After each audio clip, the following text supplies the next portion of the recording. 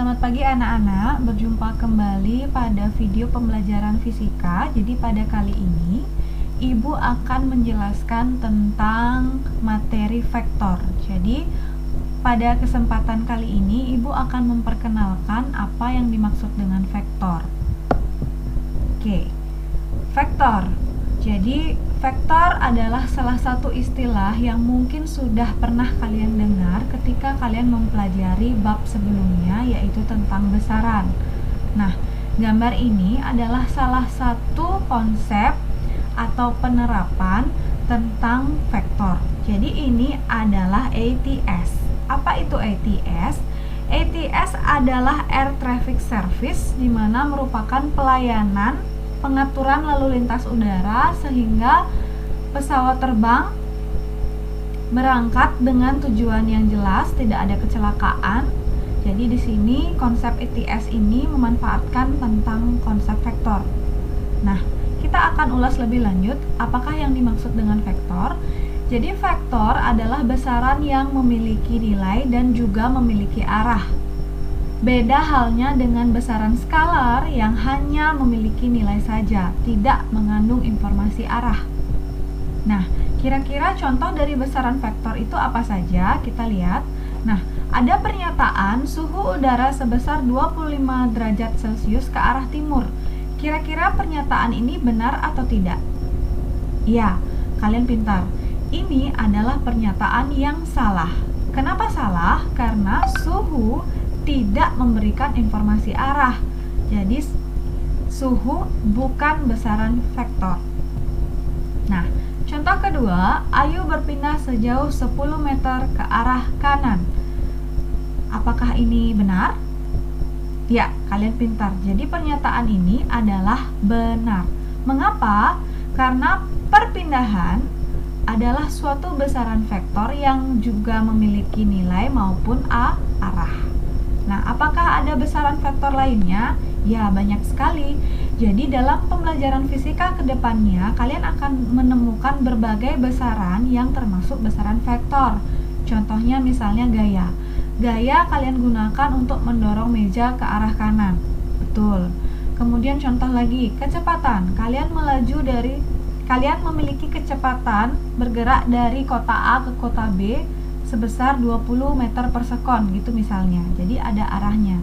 Jadi kecepatan juga termasuk besaran vektor.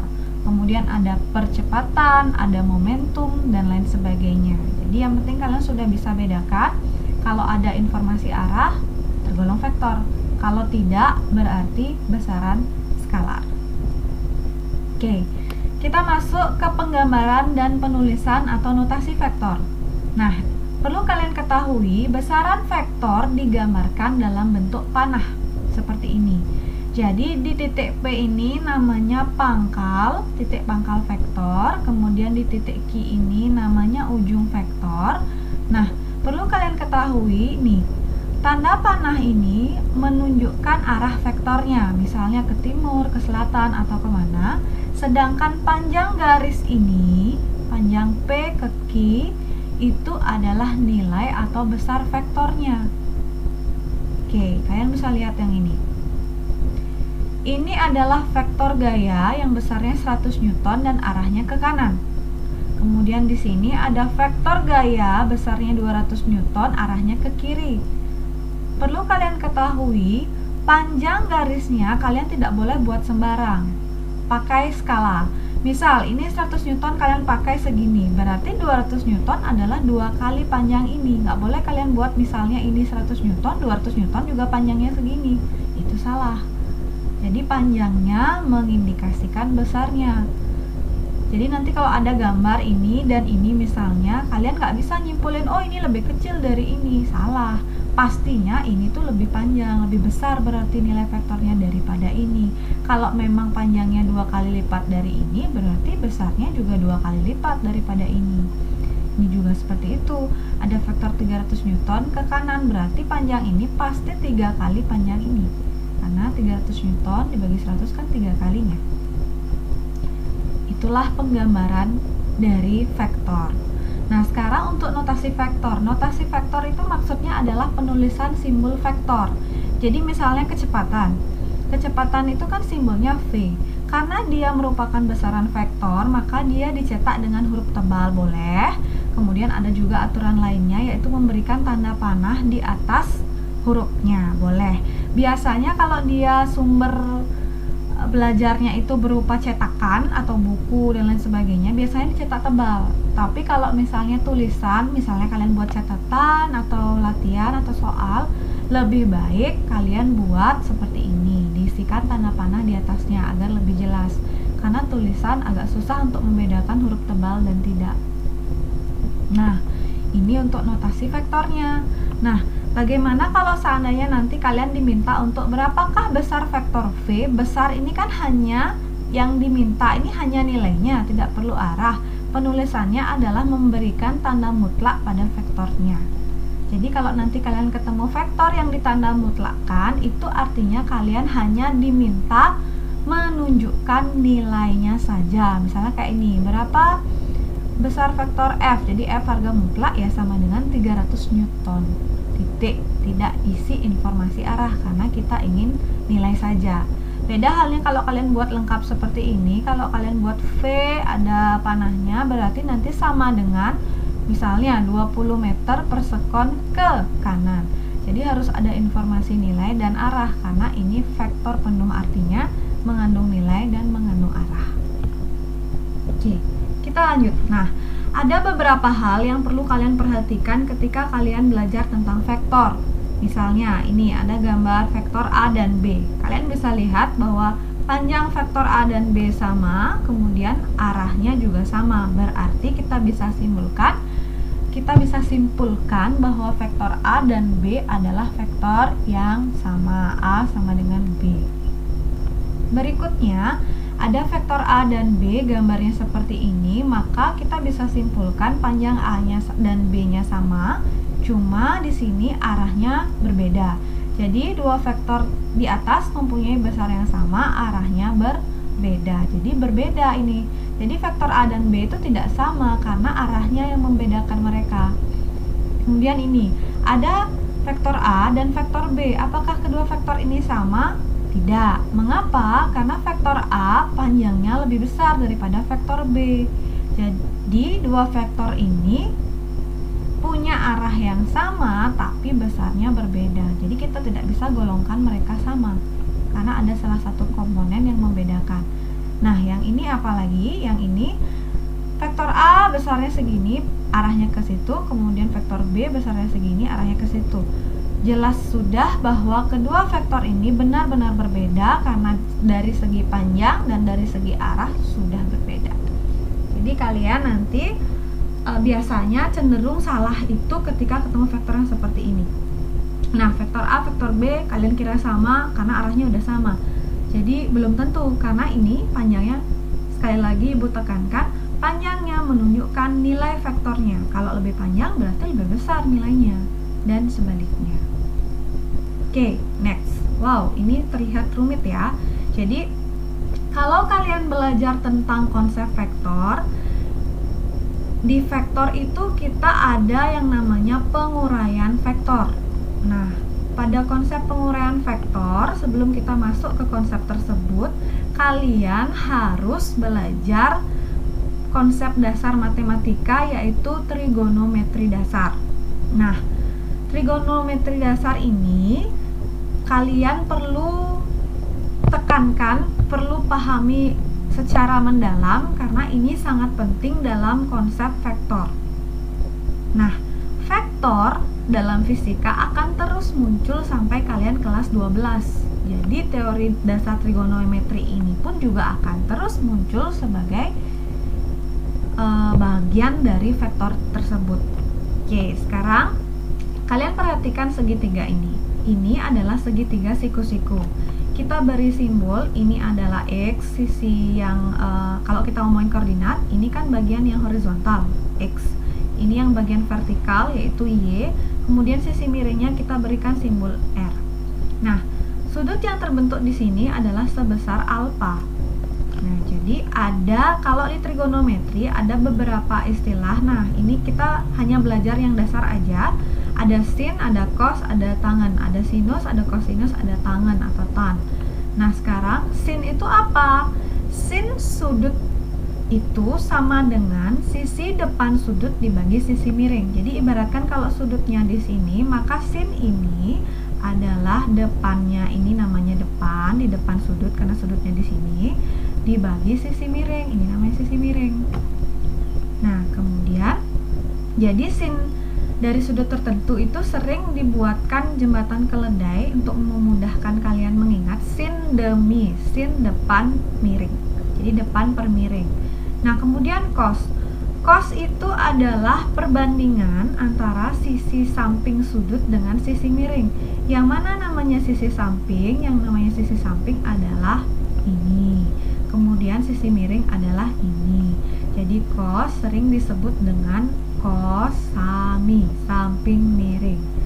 Oke, perlu Ibu tekankan, jadi sebenarnya konsep sin, cos, tan ini adalah perbandingan sisi segitiga. Kalau depan dengan miring namanya sin, kalau misalnya samping dengan miring namanya cos. Lalu bagaimana dengan tan? Tan atau tangen sudut tertentu adalah perbandingan sisi depan dengan sisi samping.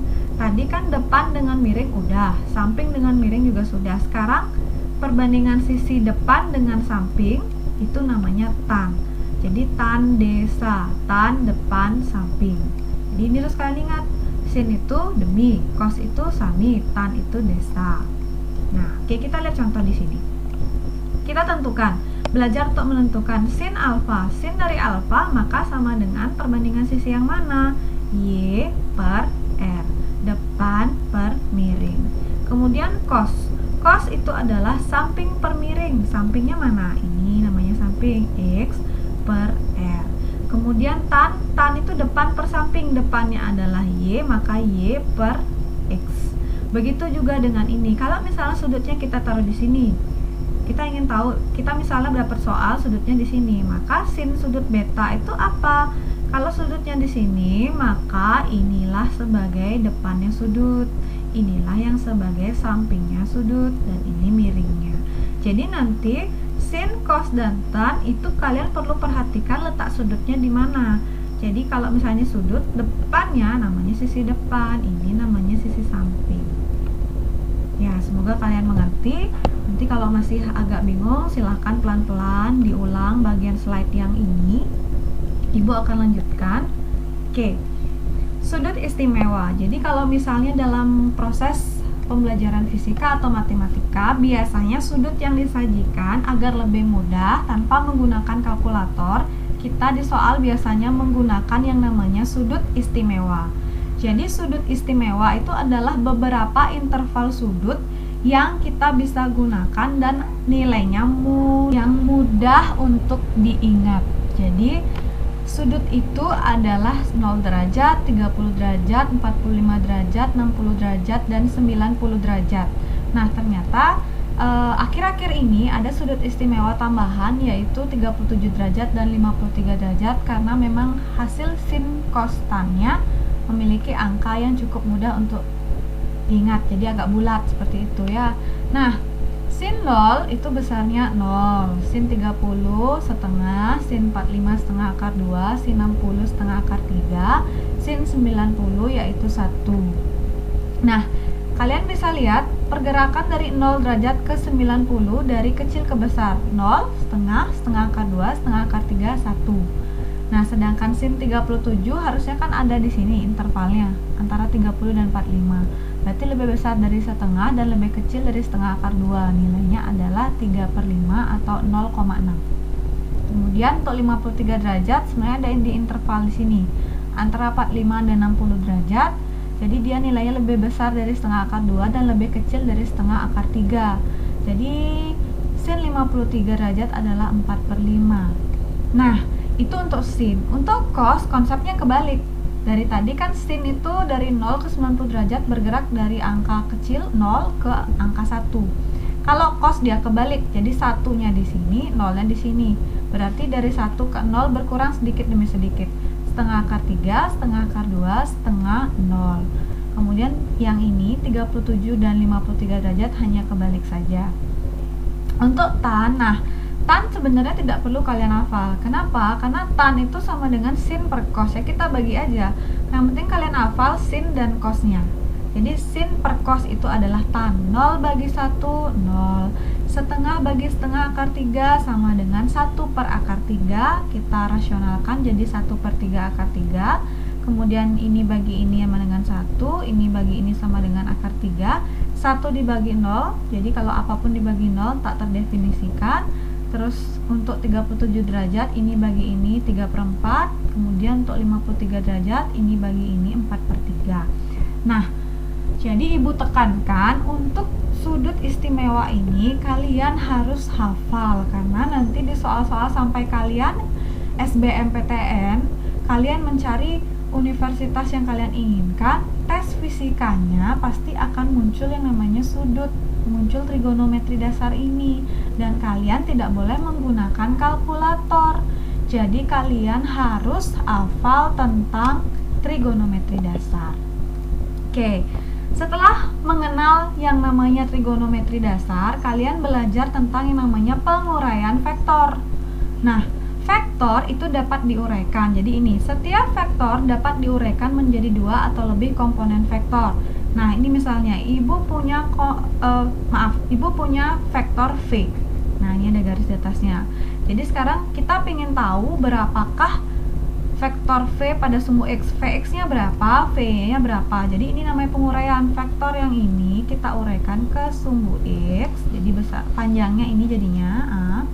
Kemudian vektor V ini juga kita uraikan ke sumbu Y. Kita buat garis putus-putus sampai di sini. Berarti dari O atau 0 ke sini itu adalah vektor V di sumbu Y. Lalu nilainya berapa? Nah, disinilah kita menggunakan trigonometri yang tadi. Kalau misalnya kita ingin mencari Vx, nah kita lihat ini. Vx ini kan seperti segitiga, kan seperti, tapi memang ini segitiga siku-sikunya di sini. Jadi Vx ini adalah sisi samping dan V adalah sisi miring. Sudutnya di sini. Jadi yang berhubungan dengan sisi samping dan miring, karena kita mau cari yang ini, adalah cos, karena tadi cos adalah samping per miring. Maka kita buat cos alfa adalah sisi samping yaitu Vx per sisi miring yaitu V. Maka dari itu dengan aljabar biasa kita akan mendapatkan Vx. Vx sama dengan ini dibawa ke sini ya, jadinya V dikali cos alfa. Cos alfa nanti sudut di sini berapa? Kalian kosin dengan aturan yang tadi. Jadi harus hafal. Kemudian untuk sin, nah di sini kenapa pakai sin? Karena mau nyari Vy. Vy ini adalah yang tegak di sisi vertikal. Jadi Vy ini, jadi vektor itu bisa kita geser, tetapi tidak merubah panjangnya dan arahnya. Ini kita drag misalnya ke sini. Yang vektor Vy ini kita drag ke sini, tet. Jadi vektor Vy itu sama seperti vektor BA. Nah, di sini. Jadi kalau kita geser ke sini masih fokus dengan segitiganya. Jadi BA ini adalah sisi depan. Jadi kita berbicara depan, kemudian hubungannya dengan sisi miring. Karena kita ingin tahu Vy-nya berapa dari V. Nah, maka karena sisi depan kita pakai demi, sin depan miring. Maka sin alfa sama dengan depan adalah Vy, karena yang ini udah kita geser. Nah, Vy per miring, miringnya adalah V. Maka dengan aljabar biasa kita temukan bahwa Vy sama dengan V sin alfa.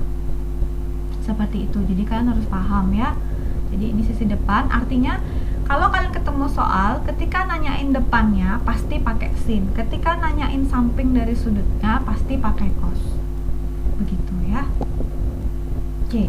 Berikutnya ada vektor satuan. Vektor satuan ini berkaitan dengan satuan di koordinat masing-masing. Jadi ini vektor yang diuraikan ke sumbu X, vektor satuannya adalah I. Dan vektor yang diuraikan ke sumbu Y itu vektor satuannya berupa J. Jadi IJ itu merupakan vektor satuan yang maksudnya hanya sebuah notasi yang menunjukkan arah kemana. Jadi kalau I berarti ke sumbu X, kalau J berarti ke sumbu Y. Kalau di 3 dimensi ada tambahan. Kalau misalnya vektor satuannya K, dia arahnya ke koordinat Z. Seperti itu. Nah, Perlu kalian ketahui vektor satuan sebenarnya penulisannya tidak sesederhana ini, tidak IJK, tapi yang benar seperti ini. I ada topinya harus seperti ini. Nah, kemudian maaf, J juga seperti itu, IJK semua harus ada topinya. Karena huruf yang isi topi menandakan itu adalah vektor satuan, yang mana vektor satuan menunjukkan arah dari vektor yang dimaksud. Contoh, ini vektor P misalnya kita nyatakan dalam vektor satuan, berarti ini kita uraikan ke X, ini namanya PXI, kemudian P ini kita uraikan ke sumbu Y, namanya PYJ. Nah, jadi kalau misalnya kita buat seperti ini. Nah, kalau misalnya yang ditanya berapakah nilai dari vektor P, kan Ibu udah nyatakan tadi, kalau kita ingin mencari nilainya, kita gunakan harga mutlak. Jadi kita mutlakkan P, yang cara mencarinya adalah konsep Pitagoras biasa. Jadi Px dikuadratkan ditambah Py dikuadratkan di akar itu kan sama dengan sisi miring alias sisi P. Jadi Pitagoras itu sangat berhubungan dengan vektor, karena Pitagoras itu lahir dari vektor. Nah, itu beberapa konsep dasar vektor, jadi kalian harus belajar lebih dalam karena ini hal yang baru dan mungkin terlihat sedikit lebih rumit karena ada sin cos tan, tapi sebenarnya tidak terlalu rumit kalau kalian memang mau dan diniati belajarnya. Nah, berikutnya Ibu akan masuk ke feedback session, tapi kali ini kita feedback sessionnya tidak soal kosongan, soalnya langsung dalam pembahasan karena ini masih perkenalan. Oke, next. Contoh soal pertama, seekor kelelawar bergerak seperti gambar di bawah ini. Tentukan komponen perpindahan kelelawar pada sumbu X dan Y. Ini gambarnya, ada kelelawar, geraknya seperti ini, 15 meter ke arah tersebut. Ternyata perpindahannya ini membentuk sudut 30 derajat ke sumbu X. Maka yang diminta berapa perpindahan komponennya di sumbu X dan di sumbu Y. Kita gunakan penguraian vektor. Jadi ini ini sebentar. Jadi yang ini ya kita uraikan ke X. Maaf, ini agak greget karena saya pakai mouse. Jadi ini ke sumbu X, kemudian ini lurus ke situ sumbu Y. Jadi untuk nyari X-nya kan Ibu sudah bilang tadi, karena sudutnya di sini. Jadi untuk nyari X-nya tinggal dikoskan. Perpindahan di komponen X adalah perpindahan dikali cos theta. Maka perpindahannya kan 15 cos sudutnya 30 derajat. 15 dikali cos 30 adalah setengah akar 3 ini harusnya ya. Jadi nilainya sama dengan 7,5 akar 3 meter. Kemudian ini SY sama dengan S sin theta. Sin 30 adalah setengah. Jadi 15 kali setengah sama dengan 7,5 meter. Nah, yang ini Ibu salah cetak tadi ya. Mohon maaf, perbaiki. Ini adalah angka 3. Ini adalah angka 3. Oke. Cos 30 setengah akar 3. Sudah, jadi harus dihafal ya. Cos 30 itu setengah akar 3, cos 0 itu 1 dan seterusnya. Jadi ini penguraian dasar, ini masih dasar sekali. Pada pertemuan berikutnya kalian akan mempelajari bagaimana penguraian lebih dari satu vektor. Jadi di sini ada vektor, nanti misalnya di sini ada vektor lagi. Ya, di sini lagi ada vektor. Jadi banyak vektornya. Jadi kalian perlu pahami lebih lanjut. Oke, contoh soal yang kedua. Nah, titik A berada pada posisi 2,5 meter. Tentukan vektor posisi titik A. 2,5 meter berarti 2-nya X, 5-nya adalah Y. Maka, kalau disuruh menentukan vektor posisi ya tinggal gunakan ini. Vektor posisi titik A dalam cetak tebal ya, karena vektor sama dengan 2I plus 5J meter. 2I ini mengindikasikan bahwa 2 satuan di sumbu X. Kemudian 5 satuan di sumbu J. Jadi mudah ya. Oke, contoh soal terakhir. Titik A berada pada jarak 10 meter dari titik O dan sudutnya 37 derajat terhadap sumbu X positif. Jadi gambarnya sama kayak di soal nomor 1. Jadi ada segitiga gitu, sudutnya di sininya, terus membentuk sudut terhadap sumbu X positif. Jadi tinggal gampang sebenarnya, tanpa gambar pun bisa, yang penting kalian paham redaksinya. ini sudutnya 37 derajat terhadap sumbu X positif. X positif itu kan dari 0 ke kanan. Oke, kita jawab. Jadi AX, untuk nyari komponen di X-nya, AX adalah A cos theta, 10 cos 37 adalah 10 kali 0,8, yaitu 8 meter. AY yaitu A sin theta, 10 kali sin 37 derajat sama dengan 10 dikali 0,6, yaitu 6 meter. Oh, kalian sudah ketemu komponennya, 8 meter di X, 6 meter di Y. Maka nyatakan dalam vektor posisi. Vektor posisi itu maksudnya nyatakan dalam vektor satuan. Jadi vektor A sama dengan 8I plus 6J meter, artinya 8 satuan ke sumbu X karena I ya, kemudian ditambah 6 satuan di sumbu Y. Jadi itulah pengenalan dasar konsep vektor. Jadi kalian harus benar-benar paham apa yang Ibu jelaskan, karena ini sebagai dasar, sebagai prior knowledge kalian nanti untuk memahami subbab berikutnya, karena akan lebih kompleks lagi. Dan untuk sesi ini hanya sekian yang bisa Ibu sampaikan. Jadi Ibu tutup dengan permohonan maaf ada salah kata, seperti tadi ada salah cetak, dan terima kasih atas perhatiannya. Selamat pagi.